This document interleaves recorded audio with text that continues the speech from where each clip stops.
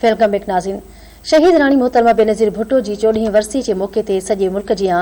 गाॾी वारे शहर कराची में पिण पार्टी अॻवाननि ऐं कारकुननि पारां हंध हंध ते बैनर सणी खेसि भेटा पेश कई पई वञे। सिंध जे राजधानी वारे शहर कराची जे शाहराह फैसल, पीपल्स पार्टी चौरंगी, बिलावल चौरंगी ऐं ॿियनि इलाक़नि तोड़े चौकनि चौराहनि ते पेना फ्लैक्स तोड़े पार्टीअ जा झंडा हया विया आहिनि।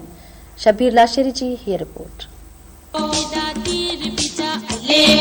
दुश्मन ते अबो कुताए शागज़ में मार कढो चना बेटा तीर पिचा ले दुश्मन ते अबो तीर पिचा ले। शहीद राणी मोहतरमा बेनज़ीर भुट्टो जी 14वीं वरसी जे मौके ते सॼे मुल्क जियां गाज़ीअ शहर कराची में पिण पार्टी अॻवाननि ऐं कारकुननि पारां हंध हंध ते बैनर ऐं पेना फ्लैक्स हणी खेसि भेटा पेश कई पई वञे। सिंध जी राजधानी वारे शहर कराची जे शाहराह फैसल, पीपल्स चौरंगी,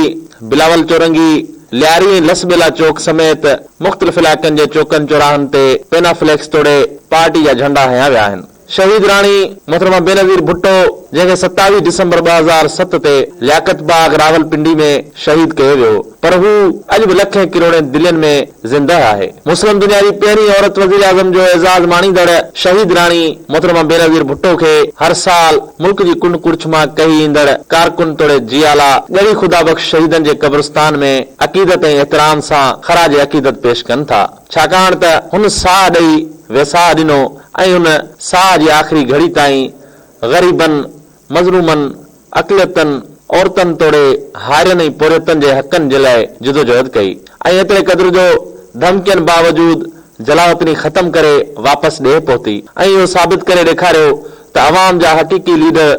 मौत जी परवाह करण बजाए अवाम जे विच में ई हूंदा आहिनि। अॼु जॾहिं पूरे मुल्क में शहीद राणी जी शहादत वारे सान्हे ते सोग वारी कैफ़ियत आहे, उते संदसि जानिसारनि, जियालनि तोड़े कारकुननि पारां खेसि भेटा वारा पेना फ्लैक्स ऐं बैनर हणी सुर्ख सलाम पेश कयो पियो वञे।